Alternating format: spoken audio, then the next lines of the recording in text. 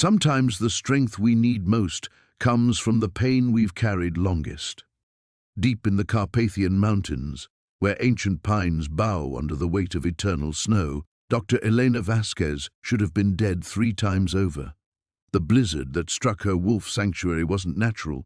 Temperatures dropped 40 degrees in minutes, and the wind carried whispers in a language older than Latin. 25 grey wolves, each weighing over 100 pounds, lay dying in the drifts outside her cabin. What happened next defied every law of physics and human endurance. Elena dragged each wolf through snow deeper than her waist, one by one, her hands never numbing, her strength never failing. She worked through the night like a woman possessed, driven by something far beyond adrenaline or desperation.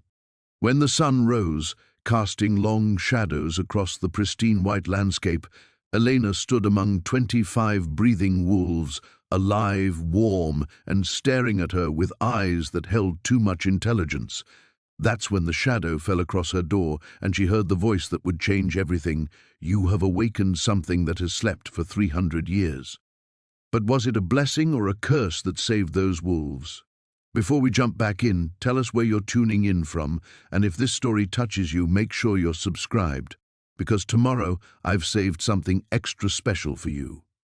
Elena's breath caught in her throat as the shadow stretched longer, darker than any natural silhouette should cast in the pale morning light. Her veterinary training screamed at her to step back, assess, treat the situation like a wounded animal, unpredictable and dangerous. But her legs felt rooted to the cabin's wooden floor, her body still thrumming with the impossible energy that had carried her through the night. The voice came again, rich and ancient, speaking from somewhere just beyond her vision. "May I enter?" She almost laughed. After what she'd just accomplished, after dragging 25 wolves to safety with strength that belonged in fairy tales, politeness seemed absurd. Yet something in the formal cadence made her hesitate. In the 3 years since she'd fled to these mountains, carrying nothing but her grief and a veterinary degree, she'd learned to trust her instincts about danger. This felt different. Not safe, but not entirely threatening either. "Who's asking?" Her voice came out steadier than expected, though her hands shook as she unconsciously inventoried the medical supplies scattered across her cabin. Bandages, antibiotics, emergency tranquilizers, nothing that would help against whatever cast shadows that moved independently of the sun. A figure stepped into view, and Elena's breath stopped entirely. Tall, pale, with dark hair that caught the light like raven feathers, he wore a long black coat that seemed untouched by the storm that had nearly killed her wolves. But it was his eyes that made her take that step back after all, dark, knowing, and far too old for his face. "Dracul Negrescu," he said, offering a slight bow that belonged to a different century. "And you are Dr. Elena Vasquez, though I suspect you no longer think of yourself primarily as a doctor." The wolves around her cabin began to stir, lifting their massive heads to study the newcomer. Elena had expected them to retreat. Wolves feared humans instinctively, and whatever this man was, he radiated an otherness that should have sent them fleeing. Instead, they watched him with the same unsettling intelligence she'd noticed earlier, as if they recognized something she couldn't see. "How do you know my name?" She moved slightly, positioning herself between the stranger and her largest male, Fenris, who was already struggling to stand despite his ordeal. The wolf had been closest to death when she'd found him, his breathing so shallow she'd been certain she was too late. "I know many things about you, Doctor. I know you came here 3 years ago, running from a tragedy that still follows you like a shadow. I know you've saved hundreds of wolves in that time, earning a reputation among the local villages as either a saint or a madwoman, depending on who's telling the story." His eyes softened almost imperceptibly. "I know you lost someone precious, and that loss has been eating at you like a cancer ever since." Elena's jaw tightened. She'd chosen this remote sanctuary precisely because no one here knew about Sophia. No one knew about the accident, about the tiny coffin, about the way her marriage had crumbled under the weight of shared grief. The Romanian villagers who brought her injured wolves simply knew her as the American doctor who lived alone and asked no questions about their legends. That doesn't explain how you know it. She reached behind her for the tranquilizer gun she kept mounted near the door. Her fingers closed around the familiar weight, though something told her it would be as useless as everything else from her normal world. What doesn't explain anything, Dracul said, taking a careful step closer, is what happened here last night. 25 wolves, each dying from exposure. Snow drifts deeper than your shoulders, temperatures that should have killed you in minutes. His gaze traveled over her, analytical but not unkind. Yet here you stand, not even frostbitten, with every animal alive and recovering. Elena followed his gaze down at her own hands. She'd been too focused on the wolves, on the impossibility of their survival, to really look at herself. Her clothes should have been soaked through, frozen stiff. Her exposed skin should have been black with frostbite. Instead, her hands looked as if she'd spent the night by a warm fire, slightly red but perfectly functional. "I don't understand it either," she whispered, the admission feeling like a defeat. "But you felt it, didn't you?" His voice dropped lower, almost intimate. The moment when exhaustion should have claimed you, when your muscles should have given out, something else took over. Something that felt both foreign and familiar, like remembering a dream you'd forgotten upon waking. She had felt it. Around the 10th wolf, when her rational mind was screaming that she couldn't possibly continue, warmth had flooded through her veins like liquid fire. Her vision had sharpened, her strength multiplied, and for those strange hours, dragging 100-pound animals through impossible terrain had felt as natural as breathing. "What are you?" she asked finally. Dracul smiled, revealing teeth that were just slightly too sharp. "I think, Dr. Vasquez, the more important question is, what are you?" Elena stared at the stranger's too sharp smile, her mind reeling between exhaustion and adrenaline. The question hung in the air like smoke, "What are you?" But before she could form an answer, Fenris let out a low whine that cut straight to her heart. "I'm a veterinarian," she said firmly, turning away from Dracul's unsettling gaze toward the wolf struggling to rise, "and right now that's all that matters." She knelt beside Fenris, running practiced hands along his ribs, checking for the labored breathing and weak pulse that had terrified her hours earlier. Instead, she found steady heartbeats and clear lungs. Impossible but undeniable. Around her cabin, 24 other wolves were showing the same miraculous recovery. "You should rest," she told Dracul without looking at him, falling back into the familiar rhythm of medical assessment. "Whatever answers you think you have, they can wait. These animals need nothing more from you today," he interrupted gently. "Look at them, Elena. Really look." She wanted to argue, but the evidence surrounded her. Wolves that should have been dead were grooming themselves, stretching powerful limbs, some even beginning to explore the perimeter of her property with curious noses. In 3 years of running this sanctuary, she'd never seen animals recover so completely from severe exposure. "This is what I do," she whispered, more to herself than to him. "Every day, check vitals, distribute medications, repair the enclosures, feed them at dawn and dusk, document their progress." She gestured toward the cabin where her meticulous records waited, charts tracking every animal's weight, medical history, behavioral patterns, the routine that had kept her sane when nothing else could. "And when you're not tending to wolves?" A simple question revealed how hollow her life had become. "There isn't a when I'm not. There are always wolves."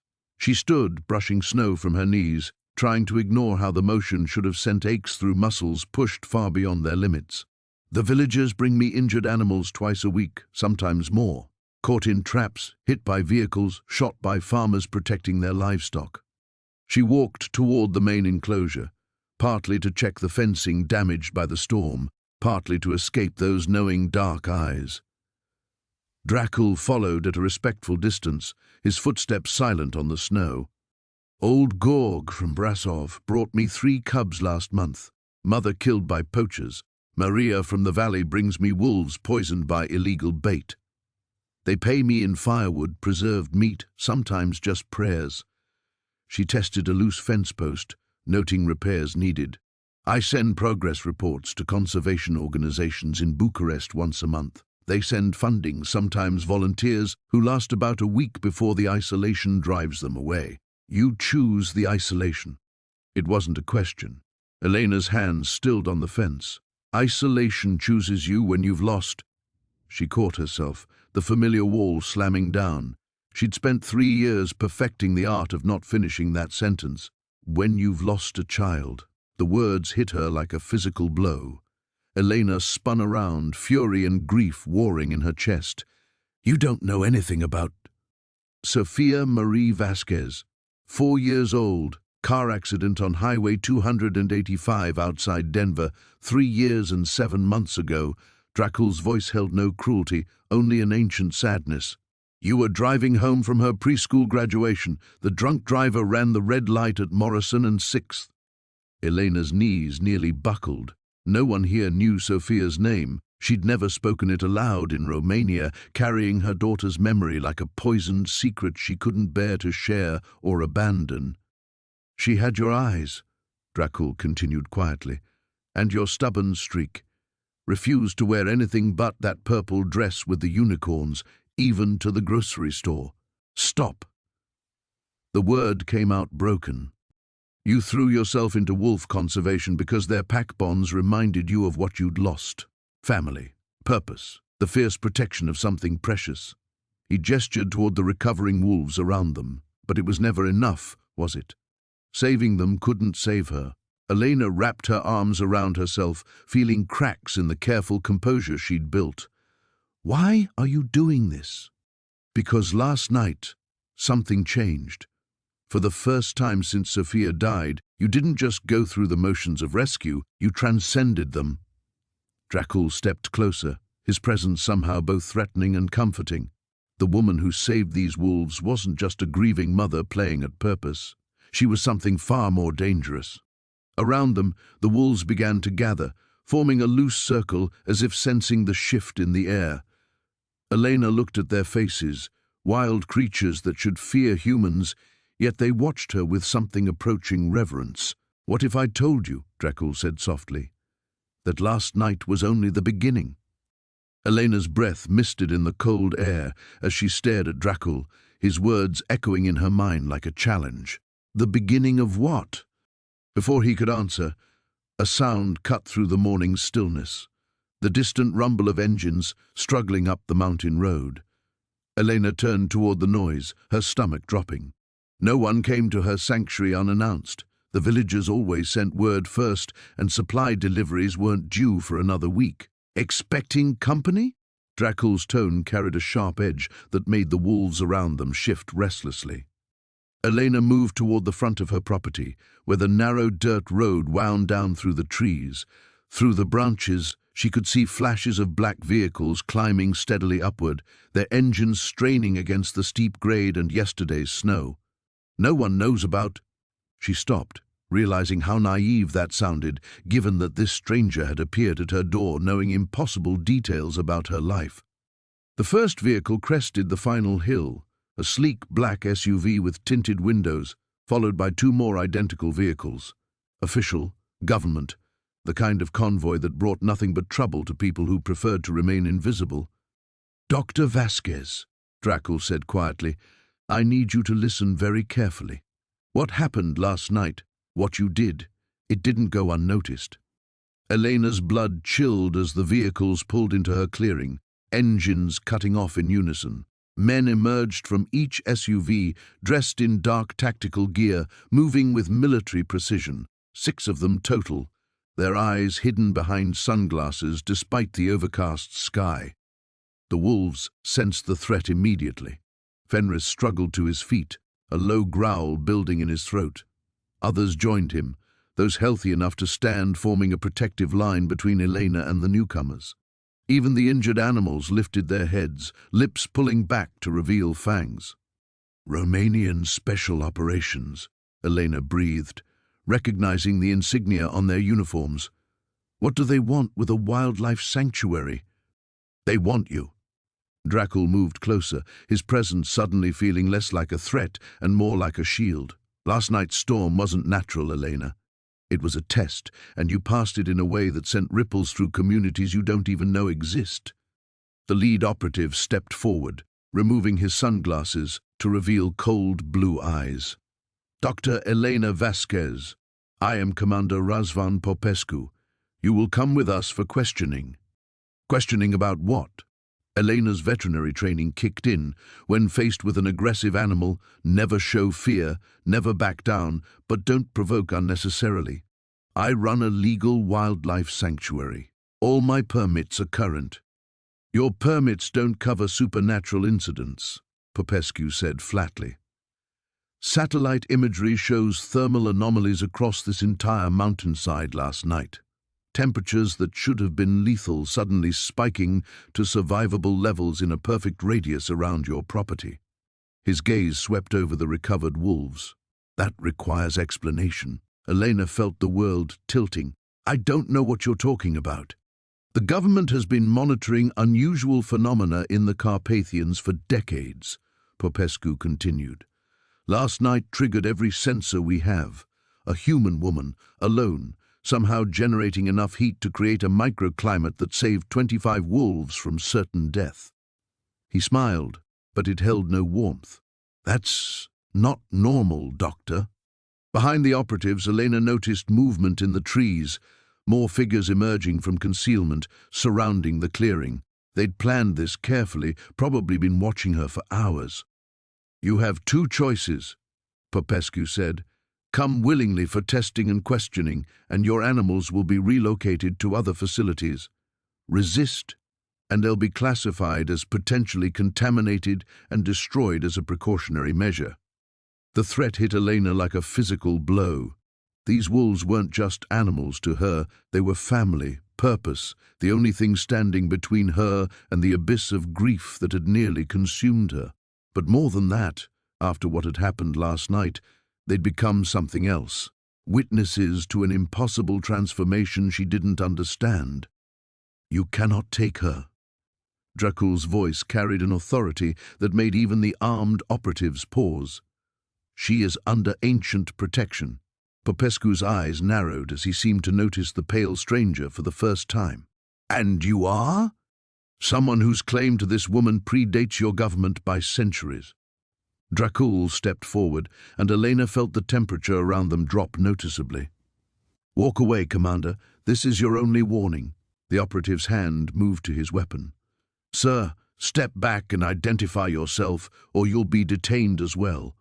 Around them, the wolves began to move, fanning out in hunting formation despite their recent ordeal. Elena watched in fascination and terror as even the most severely injured animals found strength to stand, their eyes reflecting an intelligence that seemed almost human. Elena, Dracul said quietly, never taking his gaze from the armed men. You have a choice to make. Go with them, submit to their tests, let them turn you into a laboratory specimen while your wolves die in captivity. His voice dropped lower. Or embrace what you became last night and discover what you're truly capable of. Elena looked at the operatives, their weapons, their cold certainty that she belonged to them now. Then at the wolves, her wolves, who had somehow become her responsibility and salvation. Finally at Dracul, whose impossible presence had shattered her carefully constructed ordinary world. What exactly are you offering? She whispered. Dracul smiled, and this time his sharp teeth caught the morning light like promises. Everything. The word hung between them like a blade, everything, and Elena felt her rational mind recoiling from its implications. Everything meant abandoning the carefully constructed boundaries of her small, manageable world. Everything meant admitting that the impossible had already happened, was still happening, as 25 wolves stood ready to fight trained operatives for her sake. I don't want everything, she whispered, taking a step back from both Dracul and the government agents. I want my wolves safe. I want to go back to yesterday morning, when the worst thing I had to worry about was ordering medical supplies. Commander Popescu's radio crackled to life, voices in rapid Romanian reporting positions asking for orders. Elena caught enough words to understand they were discussing containment protocols. Her sanctuary, her refuge, had become a battlefield in minutes. "Doctor!" Popescu called, his weapon still holstered, but his hand resting on it, step away from both the animals and the unidentified male. "This situation is escalating unnecessarily." Elena looked at Fenris, whose grey eyes held an intelligence that made her stomach twist with new fears. If the government suspected the wolves had been changed somehow, if they thought last night had contaminated them, the thermal readings Popescu mentioned suggested surveillance capabilities she'd never imagined. How long had they been watching? What else had they seen? What kind of tests? The question escaped before she could stop it. "Comprehensive analysis," Popescu replied, apparently taking her inquiry as cooperation. "Blood work, genetic screening, neurological examination. We have facilities designed specifically for unusual cases." The clinical language couldn't mask what he was really describing: indefinite detention, experimentation, the reduction of her impossible night into data points and lab results. Elena had spent enough time in research facilities to know that comprehensive analysis could stretch for months, years, and meanwhile, her wolves would disappear into the bureaucratic maze of government wildlife management. "They'll kill them," she said quietly. "The animals will be properly cared for." "You'll kill them." Elena's voice grew stronger, fueled by a fury that felt eerily similar to last night's surge of power. "Not quickly, not cruelly, but you'll cage them, separate them from their pack, run tests to see if whatever happened to me affected them too, and wolves die in captivity, Commander, slowly but inevitably." Drackle moved closer, his presence at her shoulder both comforting and terrifying. "She understands the stakes," he said softly. "Do you understand what you're truly offering, Elena?" That was the problem. She didn't.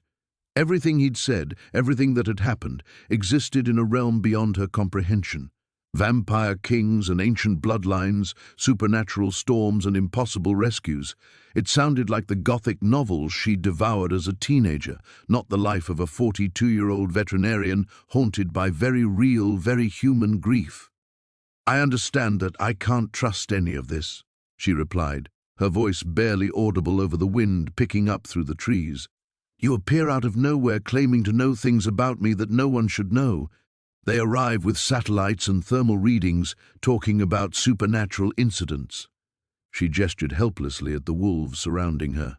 "Yesterday I knew exactly who I was, a broken woman trying to save animals because she couldn't save her daughter. Today everyone wants to tell me I'm something else entirely." The radio chatter from the operatives grew more urgent. Elena caught fragments: backup requested, situation unclear, possible hostile with unknown capabilities. They were running out of time before this escalated beyond talk. "What if you're wrong?" she asked Drackle desperately. "What if last night was just adrenaline, desperation, some kind of temporary madness that got me through an impossible situation? What if I let you convince me I'm something I'm not, and these men take my wolves anyway?" "Look at them, Elena." Drackle's voice held infinite patience. "When have you ever seen wild wolves position themselves between humans and perceived threats? When have you seen injured animals find the strength to stand and fight for someone who isn't their pack leader?" She looked, and her heart broke a little more. Because he was right. The wolves were choosing her, protecting her, with an instinct that went beyond the gratitude of rescued animals. Fenris pressed against her legs, his massive frame trembling with the effort of standing but refusing to retreat. The others formed a protective circle that would have been remarkable in a trained pack, let alone a collection of injured rescues. "The tests will prove nothing's changed in me," Elena said, but even she could hear the doubt creeping into her voice. "Then you have nothing to fear from them," Popescu called out, clearly having overheard. Except she did fear them, not because she believed in vampire kings or ancient bloodlines, but because she'd felt something last night, something that had nothing to do with medical training or veterinary knowledge. Power that had flowed through her like recognition, like coming home to a part of herself she'd never known existed. And if that power was real, if it could be measured and tested and proven, then she truly would belong to them, a specimen, a weapon, a tool, "I need time," she whispered. Around them, weapons began to clear holsters, and Elena realized that time was the one thing no one seemed willing to give her. The metallic click of safeties disengaging cut through the mountain air like breaking glass. Elena's chest tightened as she watched 6 trained operatives raise their weapons, not quite aimed but ready. The wolves responded instantly, hackles rising in unison, their protective circle tightening around her with military precision that should have been impossible for injured rescues. "Nobody wants this to escalate," Commander Popescu said, his voice steady but strained. "Doctor, step forward. Now." Elena felt the moment crystallize around her like ice forming on water, beautiful, fragile, and utterly inevitable. Behind her stood a man claiming to be a vampire king, offering her impossible power and ancient protection. In front of her, government agents with weapons and laboratories, promising to strip away everything she'd built in the name of national security. And surrounding her, 25 wolves who had somehow decided she was worth dying for. 3 years ago, she would have chosen the rational path, would have raised her hands, explained herself calmly, trusted in bureaucracy and due process. But 3 years ago, she'd believed the world was a place where following the rules protected the innocent, where good intentions mattered more than power. 3 years ago, she'd been driving home from Sophia's preschool graduation when a drunk driver ran a red light. "Dr. Vasquez," Dracul said quietly, his voice carrying an urgency she hadn't heard before. "They won't let you refuse. You understand this, yes? Whether you come willingly or not, you're leaving with them. The only choice is whether your wolves are alive when you return." Elena closed her eyes, feeling Fenris's solid warmth against her leg, hearing the barely audible whimpers of wolves too injured to stand, but trying anyway. When she opened them again, the world looked different, sharper, more alive, as if she'd been seeing everything through frosted glass until now. "What happens if I go with you?" she asked Dracul. "Elena, don't," Popescu started. "I can protect them," Dracul continued, ignoring the commander. "All of them. But not from a government facility, not through official channels, only if you embrace what you are, what you became last night." She thought of Sophia, of the moment in the hospital when the doctors had finally stopped trying, when she'd held her daughter's small hand and promised to be strong. But strength, she'd learned, was just another word for enduring the unendurable. It wasn't enough to save anyone. Last night, though, last night she'd been something more than strong. "The thermal readings," she said suddenly, looking at Popescu. "How extensive were they?" The commander's jaw tightened. "Classified. Did they show anything else? Other heat signatures, other anomalies?" Elena's mind was racing now, pieces clicking together with terrifying clarity. "Because if you've been monitoring this area for decades, you know there's more than just me up here, don't you?" The brief flicker in Popescu's eyes was answer enough. They weren't just here for her. They were here because her awakening, or whatever had happened, had attracted attention from things they'd been tracking for years. She was bait as much as target. Dracul's hand touched her shoulder, and she felt that strange warmth again, the recognition that had coursed through her as she dragged wolves through the snow. Choose. She looked at her sanctuary, the carefully maintained enclosures, the medical facility she'd built with grant money and volunteer labor, the simple cabin that had been her refuge from grief. 3 years of painstaking construction, all about to be dismantled by forces she'd never imagined. But it had never really been about the place, had it? It had been about purpose, about family, about the fierce protection of something precious, and that could exist anywhere, take any form, even an impossible one. Elena stepped forward, but not toward the government agents. Instead, she moved to Fenris, placing her hand on his massive head, feeling the trust radiating from him like heat. One by one, she looked at each of her wolves, the injured ones struggling to stand, the healthy ones ready to fight, all of them waiting for her decision. "I'm sorry," she whispered to them. Then, louder, to Popescu, "You want to know what happened last night? Then follow me." She turned to Dracul, meeting those ancient dark eyes with a resolve that surprised her. Show me what I am." His smile was sharp as winter, beautiful as breaking dawn. "As you wish." The world exploded into chaos as Elena Vasquez, 42-year-old veterinarian and grieving mother, made her choice and stepped willingly into the unknown. Behind her, shouts erupted and weapons rose. Around her, wolves howled with voices that carried ancient recognition. And ahead of her, power waited like coming home. There was no going back now. The world didn't explode outward. It imploded, collapsing into a single point of impossible stillness as Elena's declaration hung in the crystalline air. For one heartbeat, too, everything balanced on the knife's edge of her choice. Then Dracul moved. He didn't run or leap or perform any of the supernatural feats Elena had begun to expect from him. Instead, he simply raised one pale hand, fingers spread like a conductor calling for silence, and spoke a single word in a language that predated Romanian, predated Latin, predated anything Elena had ever heard. The word itself seemed to have weight, pressing against her eardrums like depth pressure. The effect was immediate and terrifying. Every weapon in the clearing jammed simultaneously. Triggers froze mid-pull, safeties locked in place, slides refusing to cycle. Commander Popescu stared at his sidearm in disbelief as it became nothing more than an expensive paperweight in his hands. "Ancient rite of sanctuary," Dracul said conversationally, as if he hadn't just rendered 6 trained operatives helpless with a gesture. "Your government may have forgotten the old treaties, but the mountain remembers." Elena felt the power radiating from him now like heat from a forge, and something deep in her chest responded to it.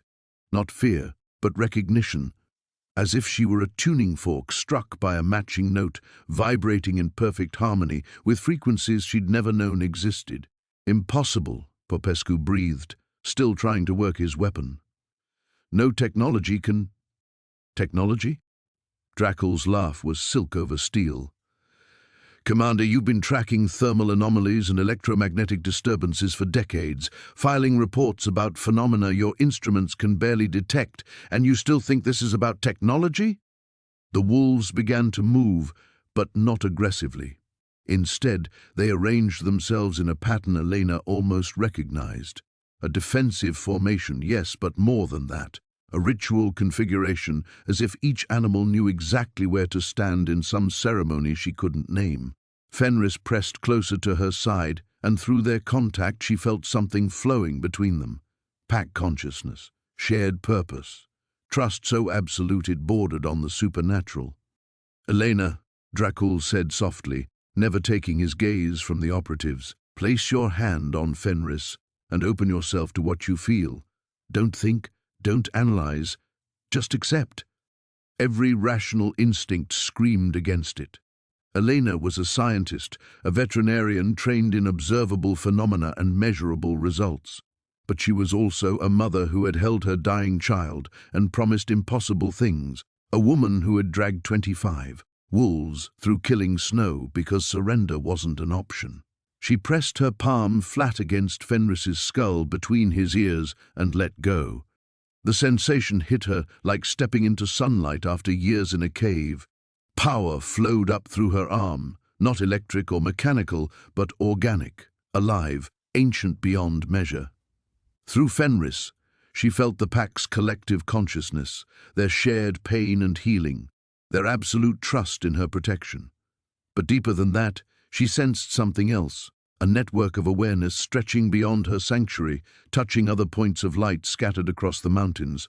Other wolves, yes, but also older things, watching things. Things that had been waiting for her awakening. "Oh my God," she whispered, her voice barely audible. "What are they? What are we?" "Guardians," Dracul replied.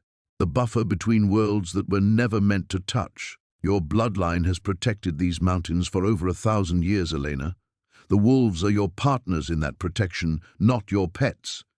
Through her connection with Fenris, Elena felt the truth of it settling into her bones like recognition.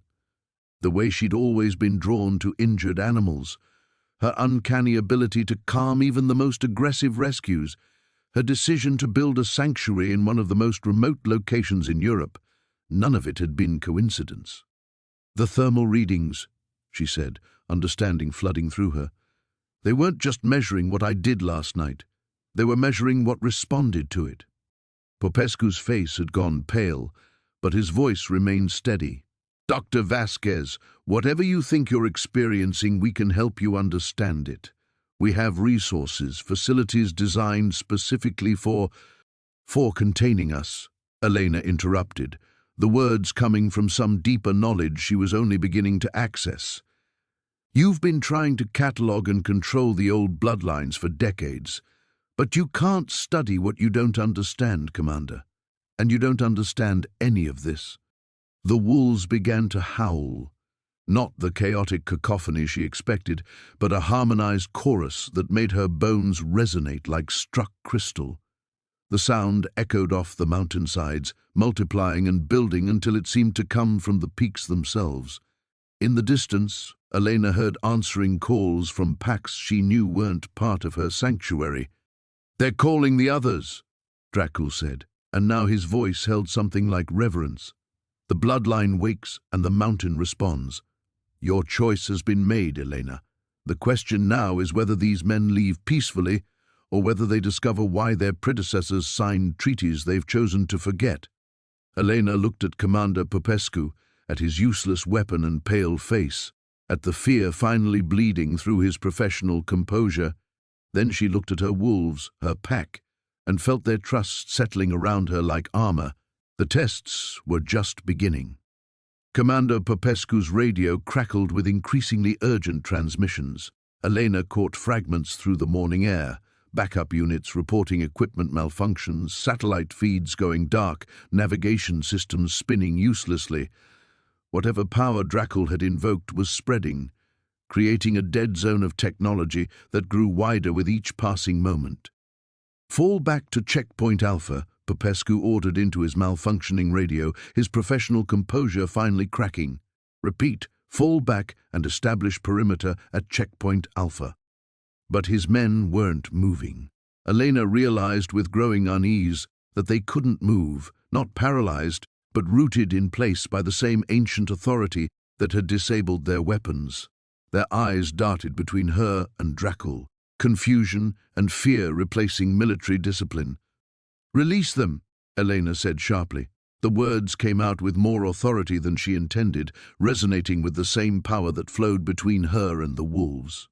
To her surprise, the operatives immediately stepped backward, their bodies their own again. Dracul's eyebrows rose. "Interesting. You're learning faster than expected." "I'm not learning anything," Elena snapped, though even as she said it, she knew it wasn't true. The connection with Fenris had opened something in her mind, not new knowledge, but the unlocking of instincts that felt older than memory. She could sense the mountain around them now, alive with watching presences, could feel the delicate balance of forces that kept predator and prey, mortal and immortal, in careful equilibrium, and she could feel how badly that balance was currently disrupted. "Commander," she called out, surprised by the steadiness in her own voice. "Your backup units? How many?" Popescu's jaw tightened. "That's classified." "How many?" The question came out with a harmonic undertone that made the wolves' ears perk up and Popescu's face go white. Elena hadn't meant to do whatever she'd just done, but the effect was immediate. 12 units, 60 personnel total. The words tumbled out of him as if compelled. Surrounding the mountain in a 15-kilometer radius. Elena felt her stomach drop. 60 trained operatives with orders to contain or eliminate anything they couldn't understand. And if their equipment was failing as catastrophically as she suspected, they'd be operating on backup protocols designed for supernatural threats. "They'll start using older methods," she said, the knowledge coming from that deepening well of inherited awareness. "Silver rounds, incendiary devices, weapons that don't depend on electronics." "Elena."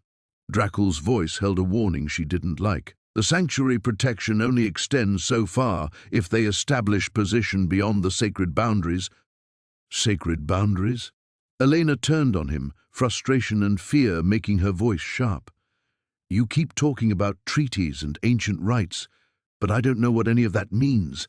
I don't know how to protect them if I don't understand what I'm protecting them from." Around her, the wolves grew restless, responding to her emotional state.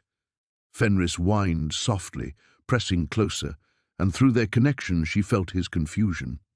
The pack understood danger, understood the need to protect their territory, but they couldn't grasp the larger implications of government intervention and bureaucratic erasure. "Then learn," Dracul said simply. "Stop fighting what you feel and start trusting it." Elena closed her eyes, one hand still resting on Fenris's head, and tried to quiet her analytical mind. The connection with him pulsed stronger, and through it she sensed something vast and complex, a network of awareness that stretched across the entire mountain range. Wolves, yes, but other things too, ancient things that had learned to hide from satellite surveillance and thermal imaging, that remembered when humans had known their place in the larger ecosystem. And all of it was stirring, responding to her awakening like ripples spreading from a dropped stone. "Oh God," she breathed. "They're coming. All of them." "Who's coming?" Popescu demanded, though his voice held the strain of a man who was beginning to understand he was operating far outside his mission parameters. Elena opened her eyes, and when she looked at the commander, she saw him through wolf-enhanced senses, the rapid heartbeat, the fear sweat despite the cold, the way his hand kept moving to his disabled weapon, prey behavior. He was smart enough to recognize how completely out of his depth he was. "Everything you've been tracking for decades," she said quietly. "Every thermal anomaly, every unexplained sighting, every creature your predecessors were wise enough to leave alone.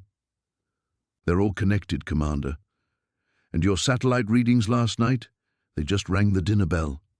The howling began again, but this time Elena could distinguish individual voices, separate packs responding to the call, closer than before, much closer. "How long do we have?" she asked Dracul.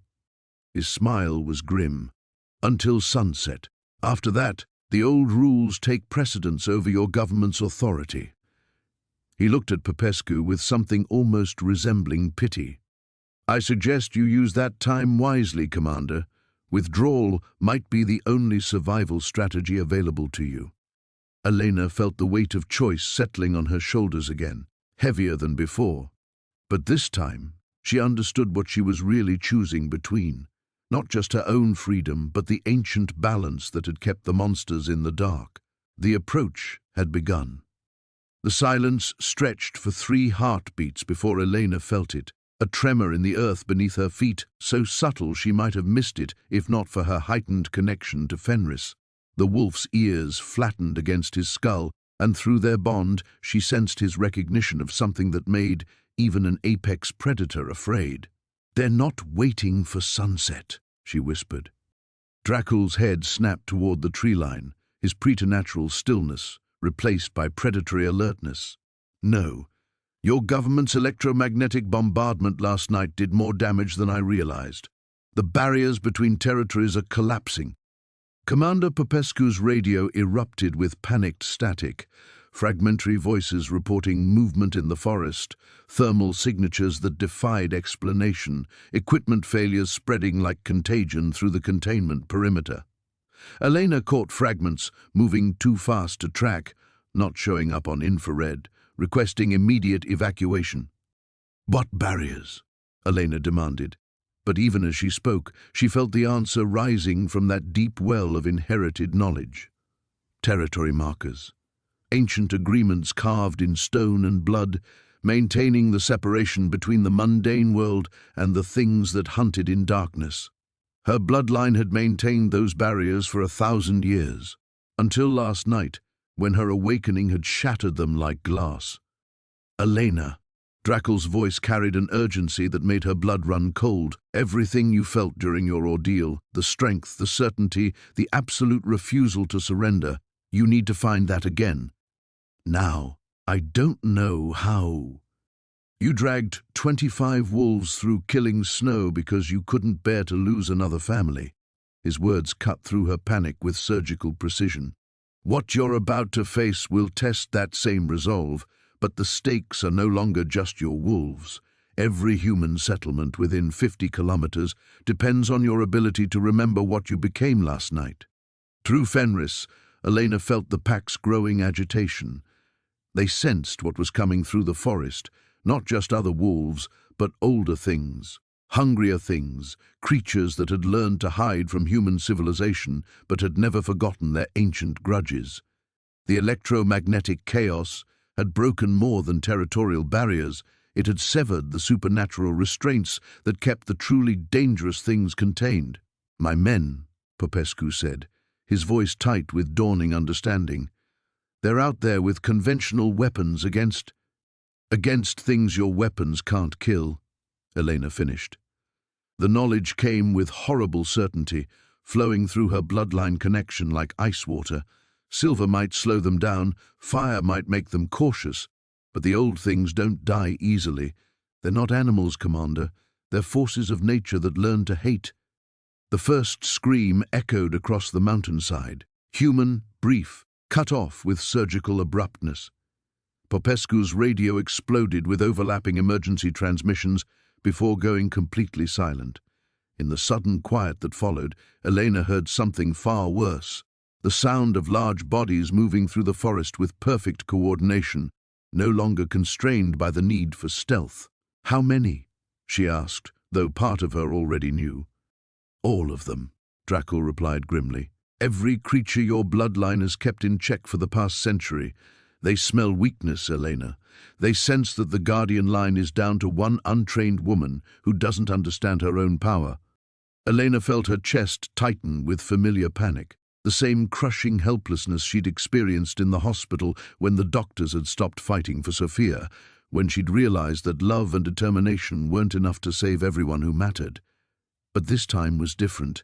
This time, she could feel the pack's absolute faith flowing through her connection with Fenris, their unshakable belief that she would find a way to protect them, because she had to, because the alternative was unthinkable. "What do I need to do?" she asked, and her voice carried harmonics that made the air itself seem to listen. "Stop thinking like a scientist," Dracul said. "Stop analyzing and start commanding. Your bloodline doesn't study the supernatural, it governs it." Another scream, closer this time, followed by the sound of weapons fire that lasted exactly 3 seconds before cutting off. Elena closed her eyes and pressed both hands against Fenris's skull, diving deeper into the pack consciousness than she dared before. Through their collective awareness, she felt the mountain's vast network of life, every deer, every bird, every small creature fleeing in terror from the things that hunted between the trees. And she felt something else. Points of ancient power scattered across the peaks, dormant for decades but still connected to her bloodline, waiting for someone with the authority to reawaken them. Elena opened her eyes, and when she looked at Dracul, her gaze held depths that hadn't been there moments before. "Show me," she said. The ordeal began in earnest as the forest around them erupted with howls that had never come from any wolf's throat. The first creature broke through the tree line like a shadow given flesh and hunger. Elena's newly awakened senses caught details her scientific mind wanted to reject. Limbs that bent wrong, eyes that reflected light from impossible angles, the way it moved between the trees without disturbing snow or leaving tracks. Behind it came others, and through her connection with Fenris, she felt his primal terror at things that shouldn't exist. "Elena," Dracul's voice was sharp with command. "The stones. Find the marker stones." She pressed deeper into the pack consciousness, following threads of ancient memory that belonged to wolves long dead. There, carved monoliths placed at precise intervals around the mountain, each one inscribed with symbols that predated written language. The stones hummed with dormant power, waiting for activation by someone with the proper bloodline authority. "I can feel them," she whispered, then louder, "but I don't know how to." Fenris's sudden snarl cut her off. The lead creature moved closer, close enough that Elena could see the intelligence burning in its inhuman gaze.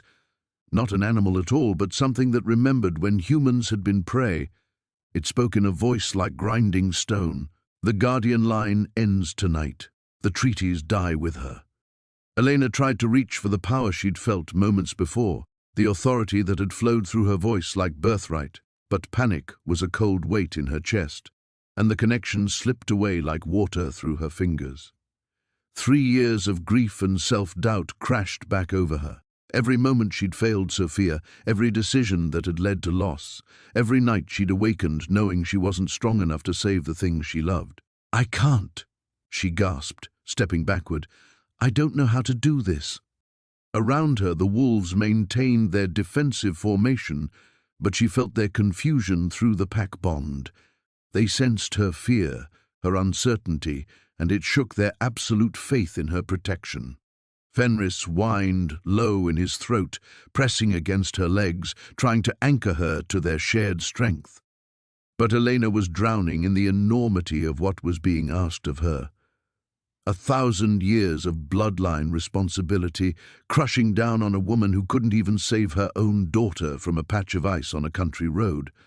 More creatures emerged from the forest, shapes that defied classification, things with too many joints and predator grins, ancient hunger given form. Behind them came sounds that made Elena's bones ache, the survivors of Commander Popescu's forces, screaming as they fled through snow they couldn't navigate fast enough to escape pursuit. "The stones, Elena!" Dracul's voice held desperation now. "Reach for them!" She tried again, pressing both hands against Fenris's head, diving into the pack consciousness with everything she had. The connection blazed to life and immediately began to fracture.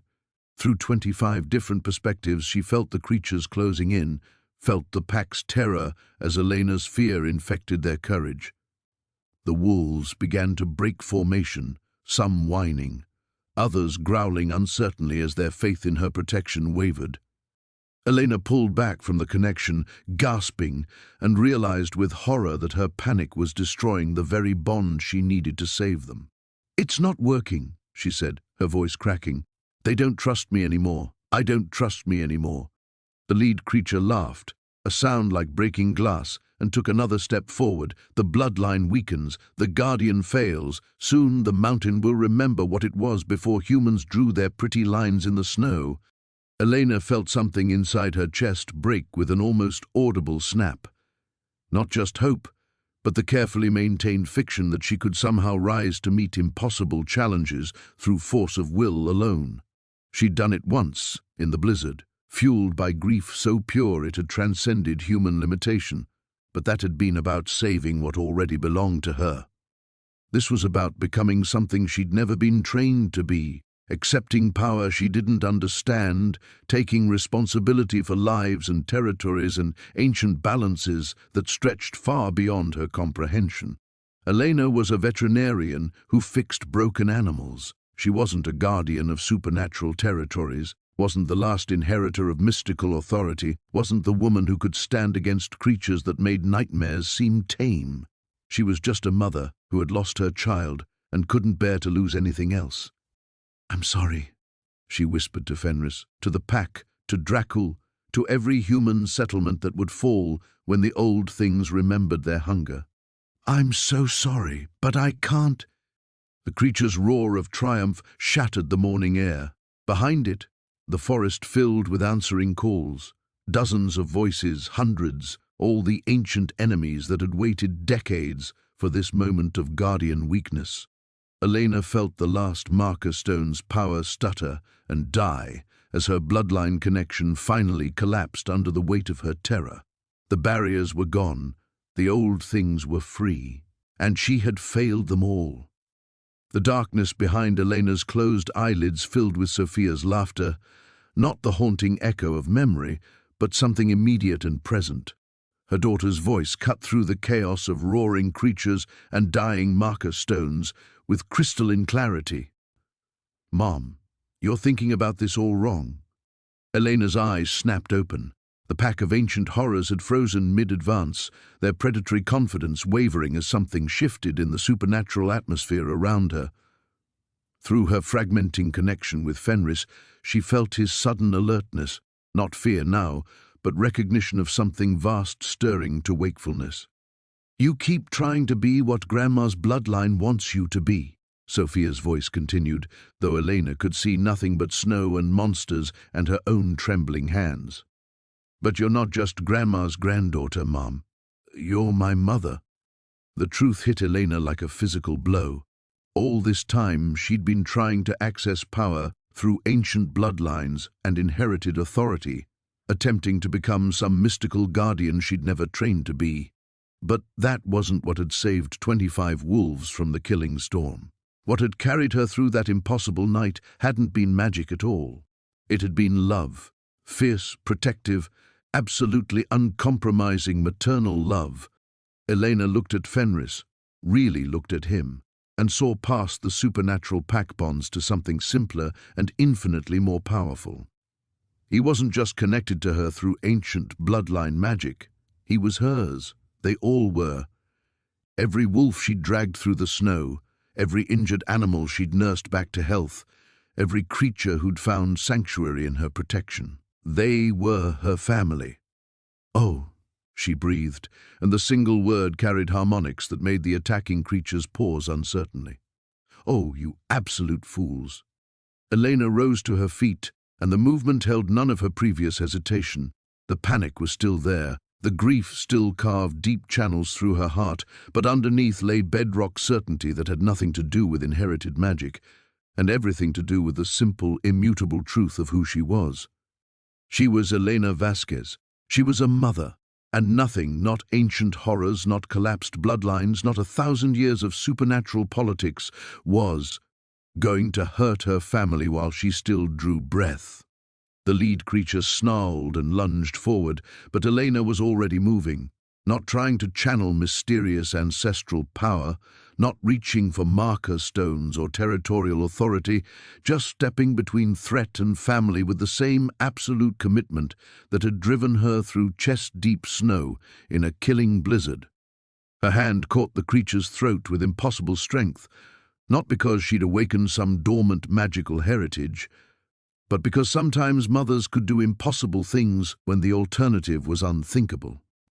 The creature's eyes widened in shock as Elena's grip tightened. Through her connection with Fenris, she felt the pack's sudden blazing faith, not in some mystical guardian, but in the woman who'd already proven she would die before letting them come to harm. "You want to know what breaks your ancient treaties?" Elena asked, her voice carrying across the mountainside with absolute authority.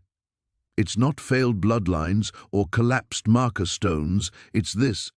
She lifted the struggling creature higher, her strength fed not by magic, but by the same fierce protectiveness that had made her crawl through snow until her hands bled. "You threaten my family." Around her, the pack moved into formation, not the defensive huddle of terrified animals, but the coordinated aggression of wolves protecting their den mother. Through their bond, Elena felt their absolute certainty. She would keep them safe, because that's what she did. That's what she was. The other creatures hesitated, ancient instincts recognizing something more dangerous than territorial magic or bloodline authority. They sensed the presence of a force that had shaped the evolution of every predator species, a mother protecting her young. Elena met the lead creature's gaze and smiled. The same smile she'd worn while carrying her daughter to safety from a burning building when Sophia was 3, while facing down insurance companies after the accident, while making impossible choices to keep her sanctuary running on no money and pure determination. "The bloodline doesn't end with me," she said softly. "It changes, because I'm not just the inheritor of some ancient magical legacy. I'm the mother who decides what comes next." She felt the marker stones responding, not to inherited authority, but to simple, unshakable will. The barriers between territories began to reform, powered by something the old things had never learned to counter, love that refused to surrender. The creature in her grip made a choking sound that might have been surprise. "Run," Elena advised gently, "while you still can." The revelation complete, she understood at last. The power had never been about bloodlines or ancient magic. It had always been about choosing family over fear.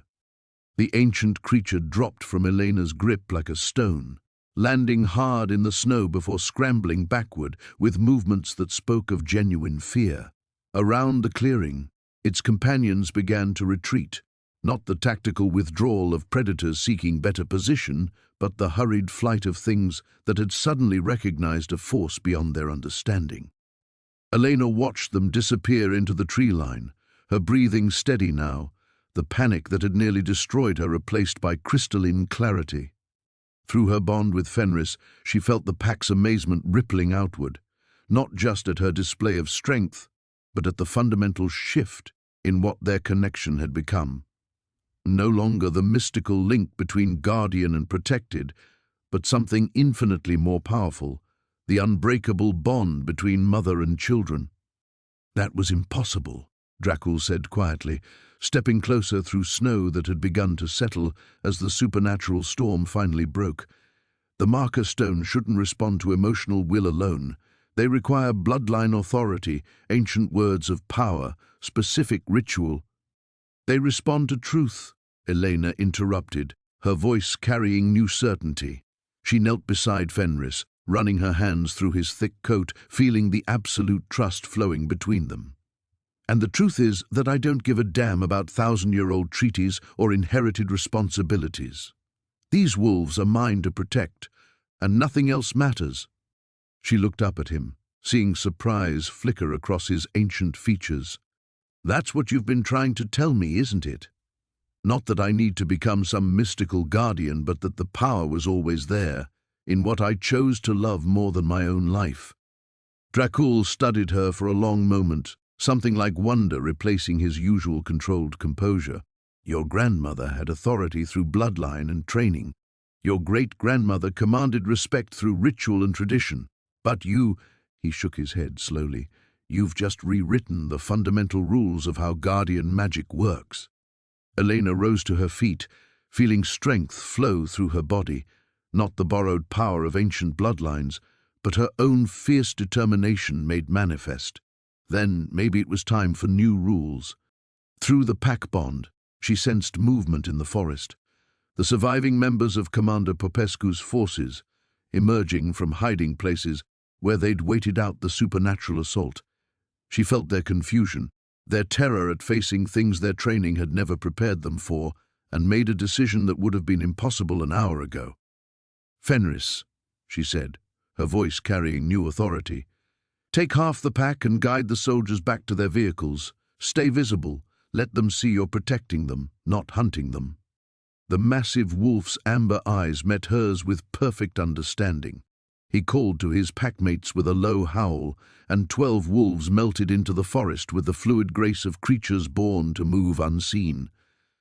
Elena felt them through the bond as they flanked the retreating humans, providing escort rather than threat.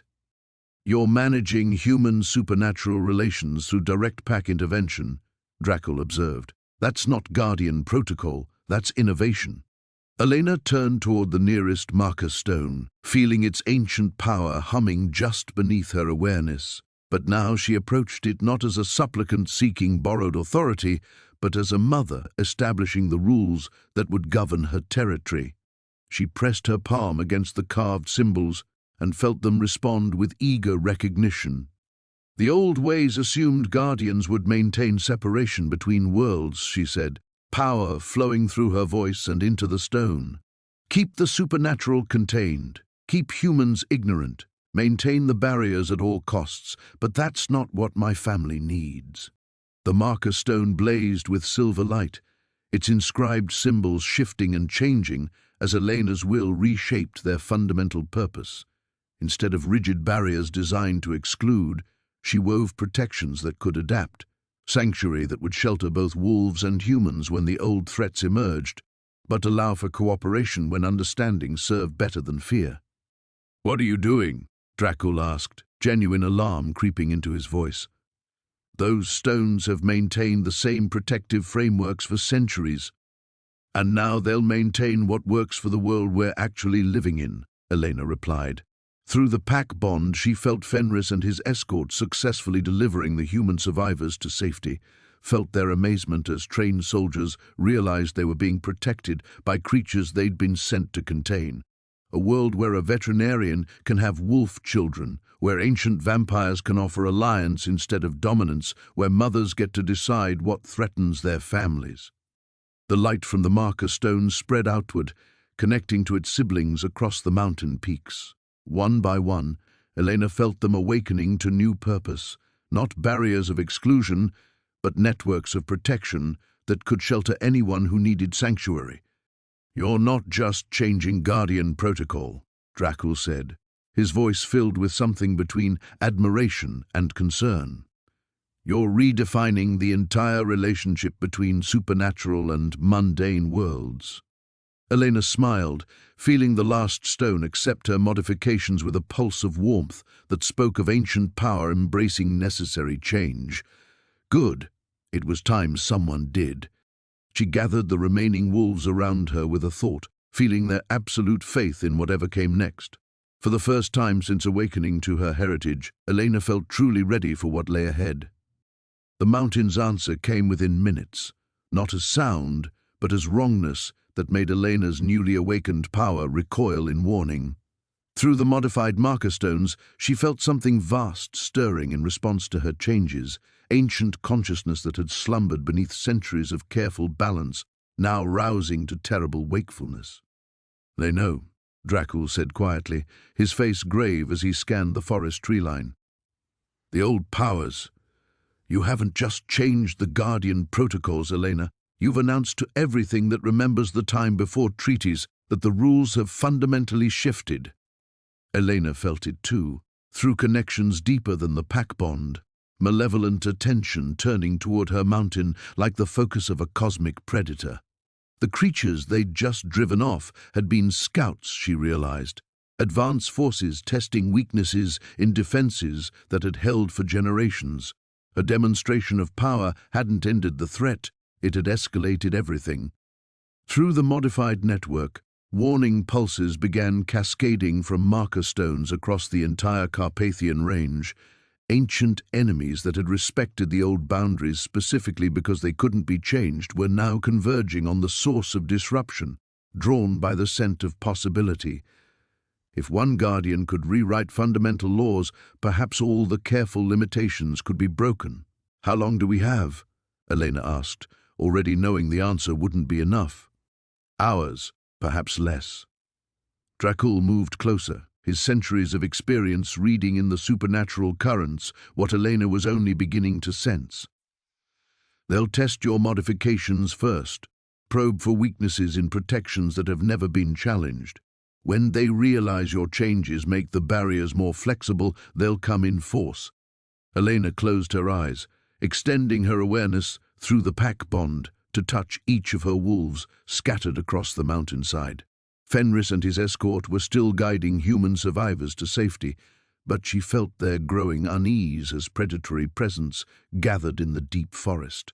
The remaining pack members pressed closer around her, seeking reassurance their den mother couldn't quite provide. She'd saved them from one threat only to paint a target on everything she loved. "There's something else," Dracul continued, his voice carrying reluctance. "Your modifications, they're spreading beyond your territory. The marker stone network was designed as a unified system. Change one fundamental rule, and every Guardian point in the mountain range begins adapting to match."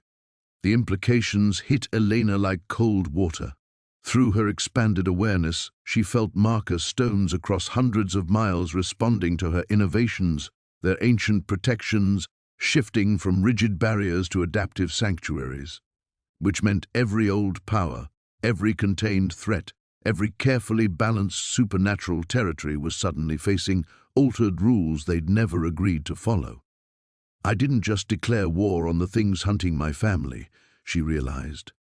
"I declared war on everything that's been held in check by the old treaties."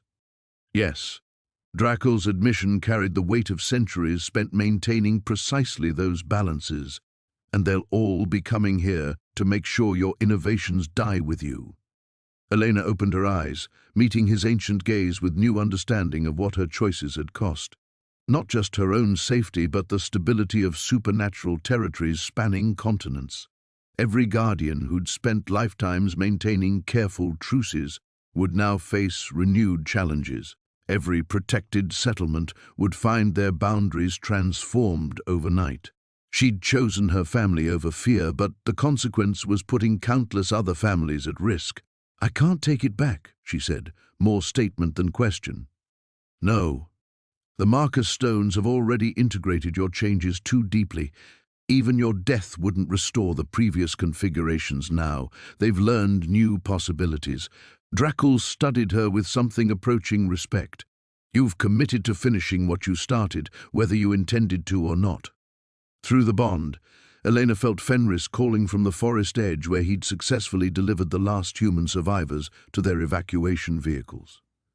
His mental touch carried urgent warning, movement in the deep woods, shapes that didn't follow natural law, the approaching storm of everything that wanted to test the new rules written in her blood. Elena gathered her remaining wolves closer, feeling their absolute faith in her protection, even as supernatural pressure built against her modified barriers. They trusted her to keep them safe, no matter what came, just as the human families in settlements across the mountain range would soon be trusting their local guardians to adapt to the chaos she'd unleashed. She couldn't take back her choice, couldn't undo the cascade of changes spreading through ancient treaty networks. But she could make sure that when the old powers came to test her innovations, they found something stronger than they expected. Elena pressed both palms against the nearest marker stone, feeling its transformed power respond to her touch.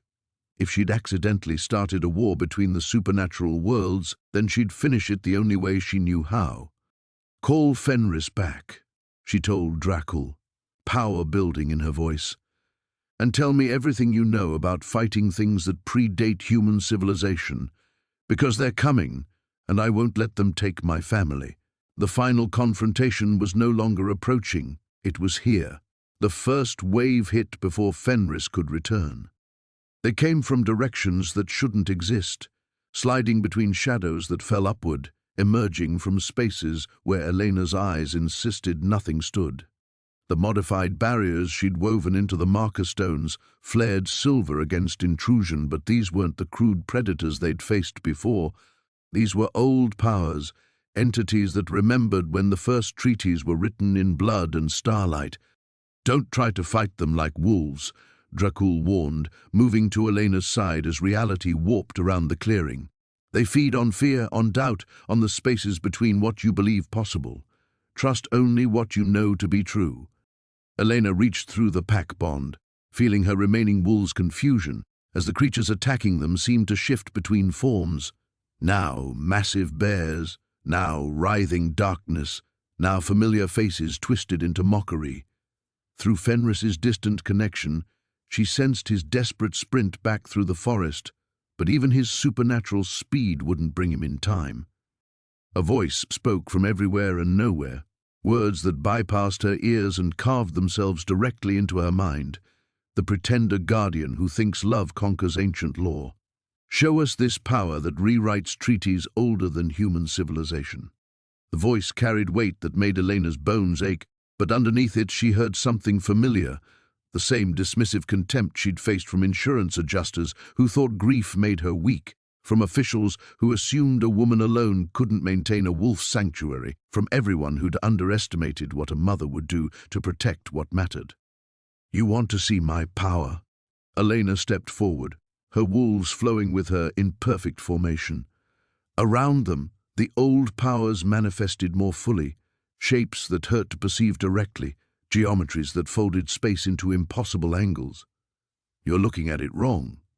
She pressed her awareness deeper into the marker network, feeling the cascade of changes still spreading across the mountain range. Every modified stone sang with new purpose, barriers that had once been walls transforming into something unprecedented, sanctuary that could expand to meet need rather than enforce limitation. The attacking entities struck like living nightmares, forms designed to exploit primal fears. But Elena had already faced her deepest terror in that hospital room 3 years ago, had already survived the moment when love wasn't enough to save what mattered most. These ancient things had nothing left to threaten her with except the loss of her chosen family, and that she would not permit. "The truth is," Elena said, power flowing through her voice as she caught the nearest creature in an impossible grip. You're terrified of what I represent. Because I didn't inherit this authority, I created it. I chose to love something more than my own safety, and the universe responded by making that love into law. Her words resonated through the modified barrier network, each marker stone amplifying her declaration across hundreds of miles. Elena felt other guardians stirring in response, some with fear, some with wonder, but all recognizing that fundamental rules had shifted beyond return. The old powers pressed their attack, trying to overwhelm her through sheer ancient malice. But Elena had learned something in that first impossible night, dragging 25 wolves through killing snow. Sometimes the most profound magic came from refusing to accept what everyone else considered inevitable loss. She reached for Dracul without looking, feeling his centuries of knowledge flow through their connection. Battle tactics used against entities that predated human language, words of power that could bind creatures older than recorded history, the precise applications of will that turned borrowed authority into unbreakable command. But Elena took those ancient techniques and transformed them through the lens of what she'd discovered about herself. Instead of commanding through inherited right, she invited through demonstrated protection. Instead of binding through magical compulsion, she offered something the old powers had never encountered, the absolute certainty of someone who'd already chosen to sacrifice everything for family. You cannot rewrite laws that were written in the foundation of reality itself, the entities snarled, their assault intensifying. Watch me, Elena replied. She reached through the network, feeling every modified marker stone across the mountain range, and did something no guardian in recorded history had attempted. Instead of using the stones to maintain separation between worlds, she used them to extend invitation, not to the old powers seeking domination, but to every human and supernatural being who needed sanctuary from things beyond their ability to fight. The barriers transformed one final time, becoming not walls but doorways, doorways that opened only for those seeking protection rather than conquest, refuge rather than power. Across hundreds of miles, Elena felt people and creatures responding to the call. Families fleeing supernatural threats, isolated guardians overwhelmed by ancient enemies, even some entities choosing sanctuary over endless conflict. The old powers faltered as they realized what she'd created, not just changed rules, but an entirely new paradigm where protection was offered freely rather than bartered through complex treaties. Elena smiled as Fenris burst into the clearing, his pack brothers at his side and power blazing through their bond. Now, she told her family, let's finish this. The old powers erupted into true fury.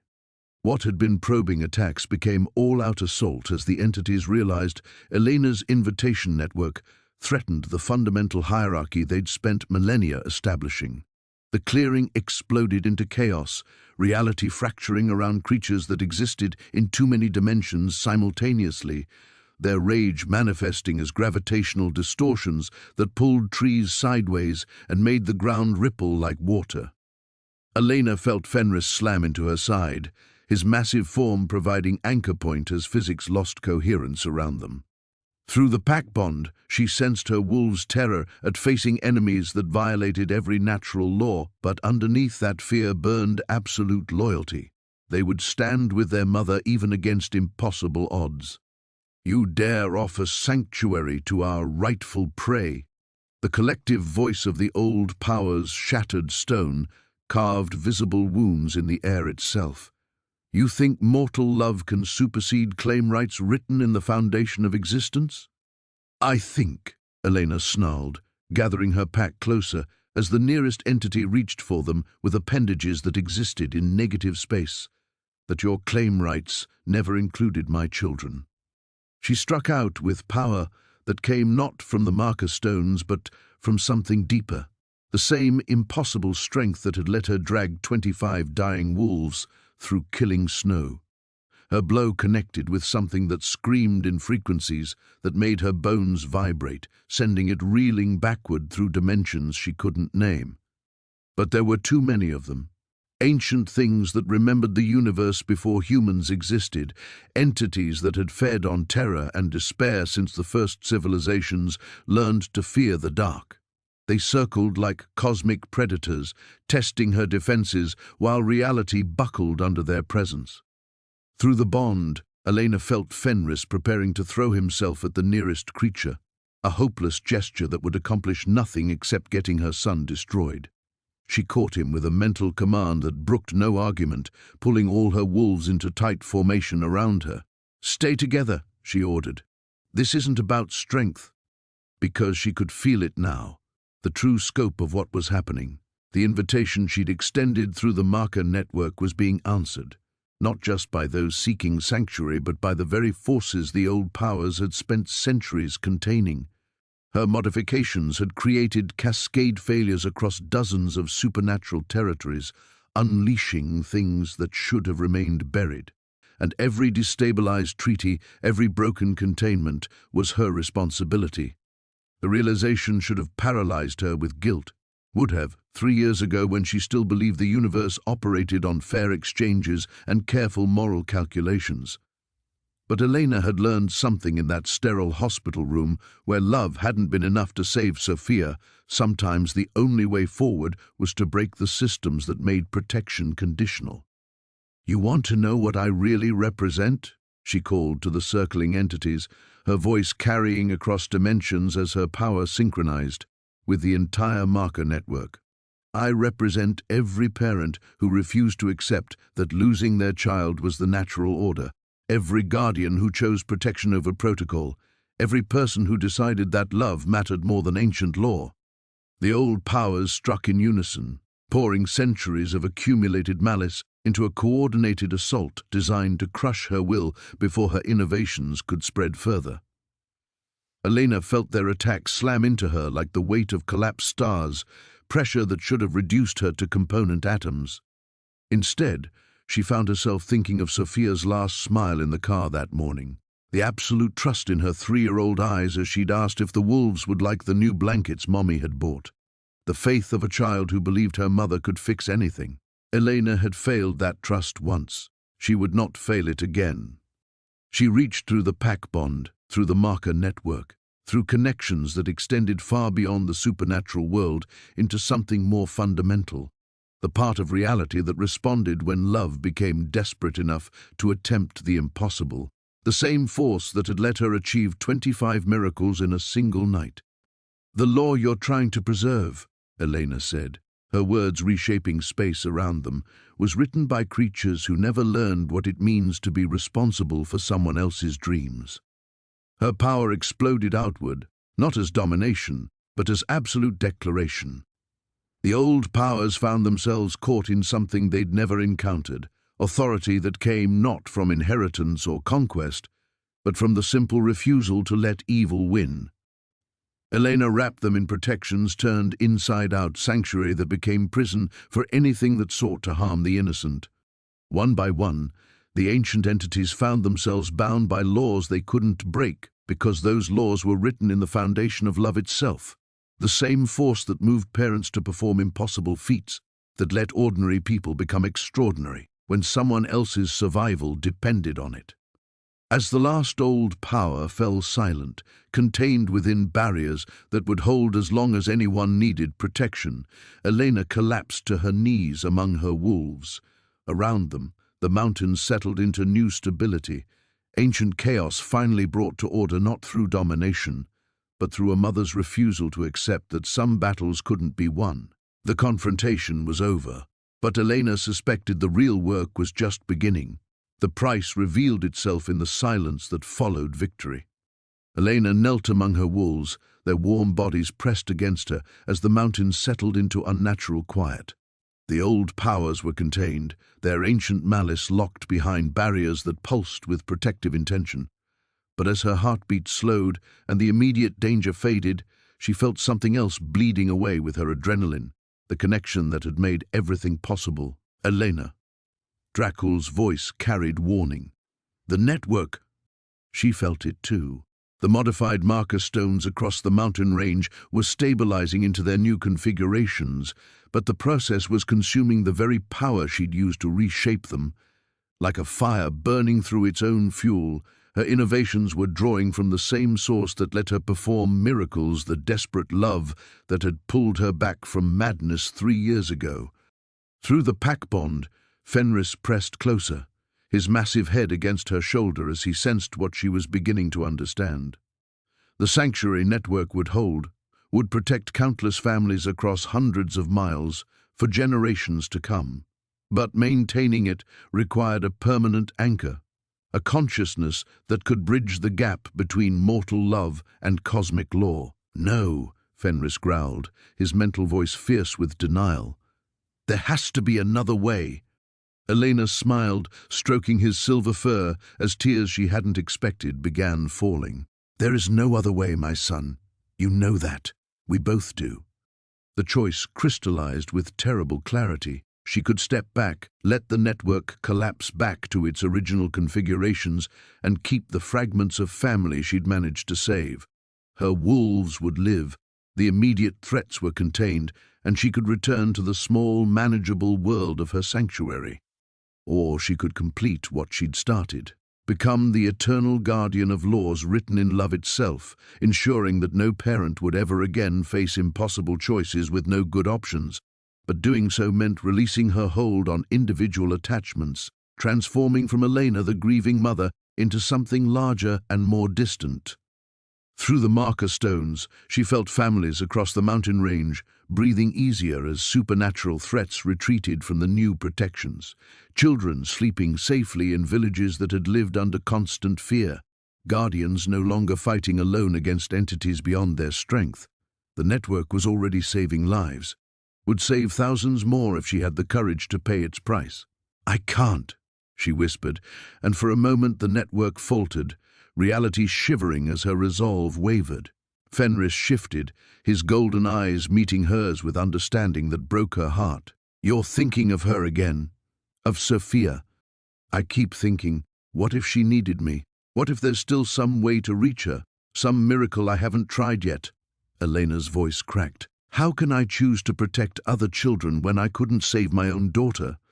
"Because," Fenris said gently, "this is how you save her. Every life this network protects. Every child who grows up safe because of what you built. That's Sophia's legacy too. That's how love becomes eternal." Elena closed her eyes, feeling the weight of choice settling over her like falling snow. Through her enhanced senses, she could perceive the scope of what the network offered: sanctuary that would adapt to new threats, protections that learned and grew stronger, a foundation of safety that would outlast any individual guardian. But accepting that role meant letting go of the grief that had defined her for 3 years. The raw, desperate love that had driven her to impossible feats would transform into something more serene and distant.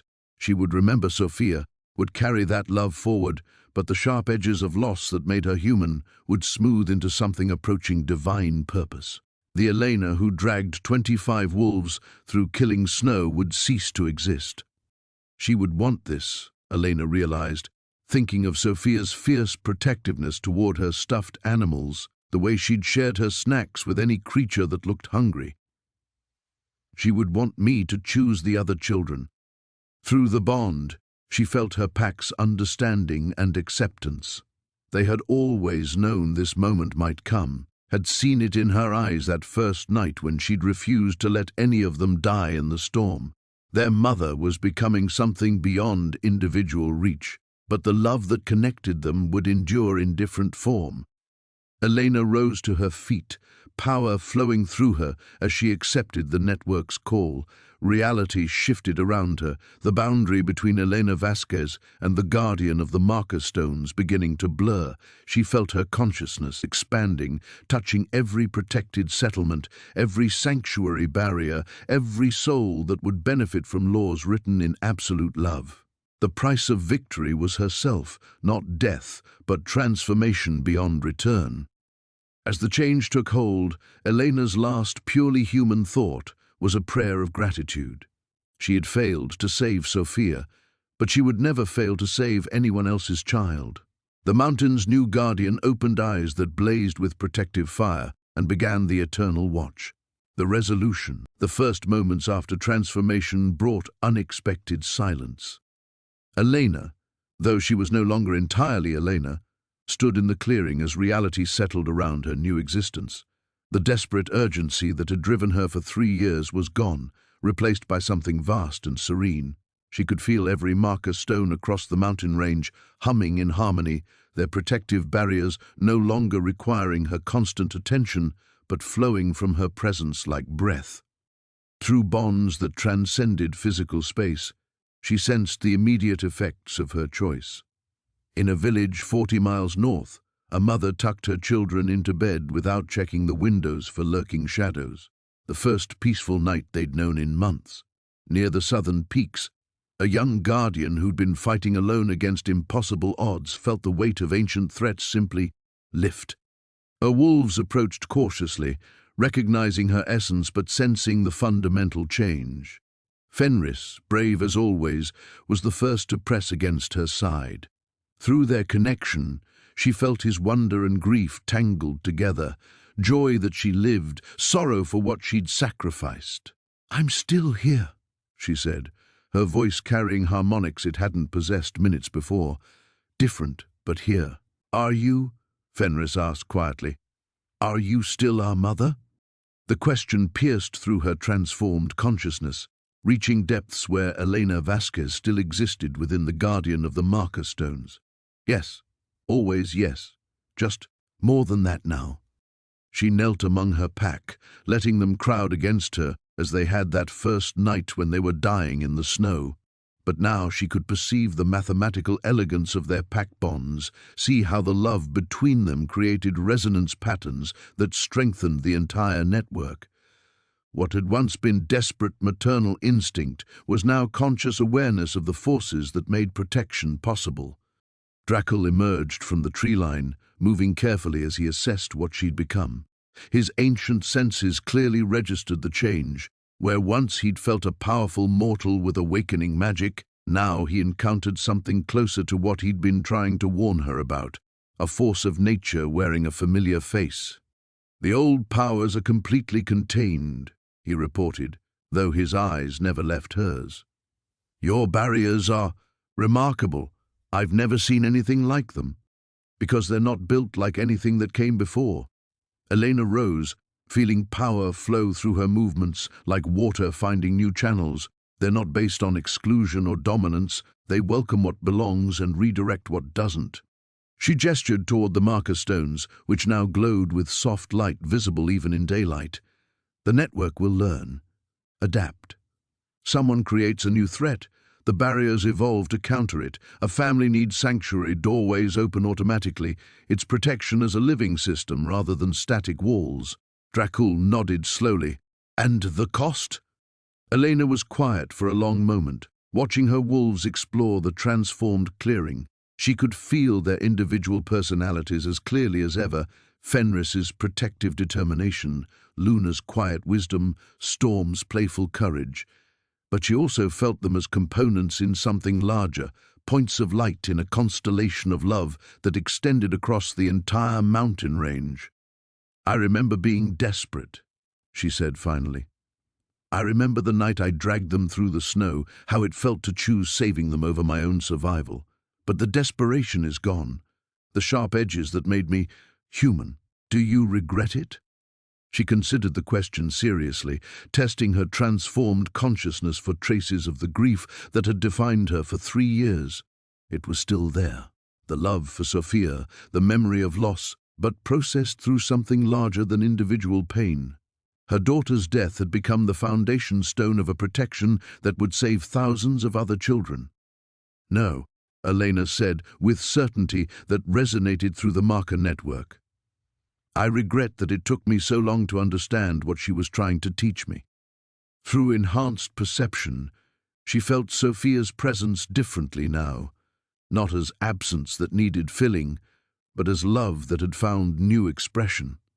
The little girl who'd worried about wolves being cold was now part of eternal warmth that would shelter anyone who needed it. A distant howl echoed across the mountains, answered by another, then another. Elena smiled as she recognized the sound of supernatural threats retreating from barriers they couldn't breach, couldn't understand, and ultimately couldn't fight. Her network was already working, creating ripples of safety that would spread far beyond these peaks. "What happens now?" Fenris asked. Elena looked at her pack, at Dracul, at the transformed clearing where she'd chosen to become something beyond human limitations. The immediate crisis was over, but she could sense deeper currents of change beginning to flow. Other guardians were already responding to her innovations, some with curiosity, some with challenge. The supernatural world's entire power structure would need to adapt to laws written in protection rather than domination. "Now we build something better," she said, her words carrying the weight of eternal commitment. "We make sure no one else has to choose between love and survival." The mountain's new guardians settled into her watch, ready for whatever came next. The return. 3 months later, Elena walked the familiar path to her sanctuary's main compound, but her footsteps left traces of silver light in the snow that hadn't been there before. The wolves sensed her approach long before she crested the ridge, not through scent or sound, but through the network of protective energy that now flowed from her like a heartbeat. The first to reach her was Luna, moving with the careful grace of an elder who'd seen miracles become routine. The silver-white female pressed against Elena's legs, and through their bond came a wash of updates: the pack's health, the sanctuary's status, the 17 new wolves that had arrived seeking refuge in the past week alone.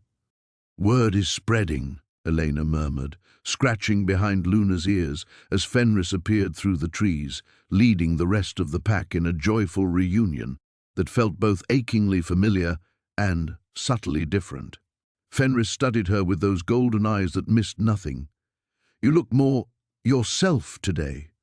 Elena smiled, understanding what he meant. In the weeks immediately following her transformation, she'd struggled with the balance between Elena Vasquez and the guardian of the marker stones. Some days the cosmic awareness overwhelmed individual identity entirely, leaving her distant and strange even to her own pack. But gradually she'd learned to inhabit both aspects simultaneously, eternal protector and grieving mother existing in harmony. "I've been visiting the villages," she said, as they walked toward the compound together, meeting the families. Through the pack bond, she shared glimpses of what she'd witnessed: children playing freely in mountain towns that had lived under supernatural threat for generations, mothers who no longer barricaded their doors at sunset, guardians working together instead of fighting alone against impossible odds. The network she'd created wasn't just protection, it was healing trauma that went back centuries. But the most profound changes were personal ones. In a hamlet near the southern peaks, she'd met a woman whose daughter had been lost to supernatural predators 2 winters ago. Elena had expected to see her own grief reflected there, the familiar devastation of a parent who'd failed to protect their child. Instead, she'd found something unexpected: peace. "She told me she could feel her daughter sometimes," Elena said to Fenris as they approached the sanctuary's main building. "Not as pain or absence, but as warmth, as if the network carries traces of everyone it's meant to protect, living and dead." Fenris was quiet for a moment. "Do you feel her too, Sophia?" Elena paused at the sanctuary's front door, the same threshold where Dracul had first appeared, where her old life had ended and something impossible had begun. Through her transformed senses, she could perceive the layers of memory embedded in this place. Her desperate grief, the night of miracles, the choice that had remade her entirely. "I feel her everywhere," Elena said softly. "Every time the network responds to protect a child, every moment a parent doesn't have to choose between love and survival, she's part of that. The little girl who worried about wolves being cold is now warmth that shelters anyone who needs it." The door opened before they reached it, revealing Dr. Andreas Popescu, the village veterinarian who'd been helping manage the sanctuary's expanded operations. His weathered face broke into a smile that was part relief, part wonder. "Elena, the new pack, They're from the eastern settlements. Their guardians said they didn't even have to ask for sanctuary, just started walking and somehow ended up here." He shook his head. "It's like the mountain itself is guiding them." "In a way it is," Elena said, accepting his embrace with the easy affection of old friendship. Andreas had been one of the first to adapt to her transformation, treating her changed nature as simply another aspect of the woman who'd always performed small miracles for the creatures in her care. Inside the sanctuary, the sounds of expanded life-filled spaces that had once echoed with Elena's solitary grief. New enclosures housed recovering wolves from across the region, while the original pack moved freely between their roles as sanctuary guardians and beloved family. The building hummed with purpose and activity, no longer a retreat from the world's pain, but a center of healing that radiated outward. Elena moved through familiar routines with hands that glowed faintly silver, checking on recuperating wolves, reviewing medical records, planning expansions to accommodate the steady stream of refugees. But now each action resonated through the marker network, strengthening protections and deepening connections across hundreds of miles. In the evening, as the pack settled around the main hearth, Elena found herself looking at a photograph she kept on the mantel, Sophia in her winter coat, arms full of the blankets she'd wanted to give to the wolves. The sharp agony that image had once triggered was transformed now into something gentler but no less profound. Love that had learned to embrace rather than grasp. "We're building something she would have been proud of," Elena said to the photograph, her words carrying across dimensions where love transcended loss. Through the windows, silver light danced between the trees, the visible manifestation of a protection that would outlast any individual guardian. Elena Vasquez had returned to her sanctuary, but she'd brought eternity home with her. The mountain's guardian settled into her eternal watch, surrounded by the family that had taught her love could become strong enough to save the world. The new beginning. 1 year after the transformation, Elena stood in the expanded sanctuary's newest wing, watching a miracle that had become beautifully ordinary. A mother wolf, rescued just weeks ago with injuries that should have been fatal, nursed her cubs in the safety of walls that hummed with protective energy. The pups were the first generation born under the network's influence, and Elena could sense something different in them, a resilience, a connection to the protective forces that would make them bridges between the natural and supernatural worlds. 47 wolves this month, Andreas reported, joining her at the observation window. His hair had gone completely grey in the past year, but his eyes held a peace that hadn't been there before, including 3 pregnant females. "We'll need to expand the birthing facilities again." Elena nodded, her consciousness automatically calculating the resources needed while simultaneously monitoring marker stone activity across 6 mountain ranges. The network had grown far beyond her original vision, spreading through voluntary connection rather than conquest. Other guardians had begun implementing similar protections, creating a web of sanctuary that stretched across continents. "The delegation from the Pyrenees arrives tomorrow," she said. "They want to establish marker stones in the bear sanctuaries." "And the vampires?" Elena's smile carried depths that would have been impossible 3 years ago. "Dracul says they're adapting better than expected. It turns out even immortal predators prefer stability to constant warfare." Through the pack bond, she felt Fenris approaching, long before his massive form appeared in the doorway. The black wolf moved with the confidence of a creature who knew himself completely protected and completely free.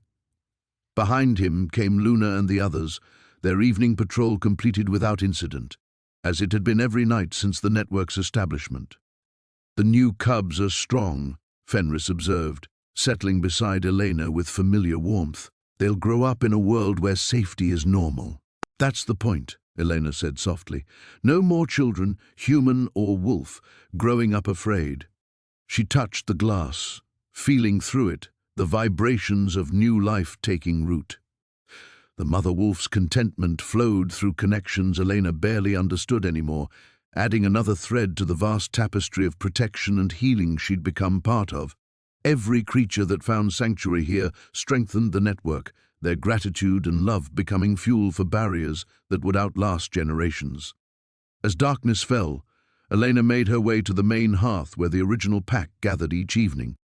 The routine had evolved into something ceremonial, a daily reaffirmation of the bonds that held their makeshift family together. But tonight, Elena carried something new, a letter that had arrived that morning from a village in the distant Urals. "Listen to this," she said, settling among her wolves as she had countless times before. "Dear Guardian, my daughter Elena was born 3 weeks ago. I named her for you, for the woman who made it possible for children to be born without fear. She will grow up in a world where monsters are kept at bay by love itself. Thank you for showing us that grief can become protection instead of destruction." Fenris's tail thumped against the stone floor. "How many is that now?" 17 Elenas, 12 Sophias, and one little girl named Hope who was born during a blizzard that couldn't touch her village. Elena folded the letter carefully, adding it to the collection she kept in her desk drawer. Each name is a reminder that love doesn't end with loss, it transforms. She rose and walked to the mantel, where Sophia's photograph held its place of honor among images of the pack, the sanctuary's growth, and the families they'd helped. The sharp grief that had once made breathing difficult had transformed into something sustainable and profound, love that had learned to embrace possibility instead of clinging to what was gone. "I used to think I failed you," Elena said to the photograph, her voice carrying the weight of absolute truth. "But you were never meant to be saved by keeping you close. You were meant to be honored by letting love grow larger than loss." Through the windows, silver light danced between snow-laden branches, the visible manifestation of protection that adapted and evolved with each passing season. The network had become truly alive, responding to needs Elena couldn't have imagined when she'd first dragged 25 dying wolves through impossible snow.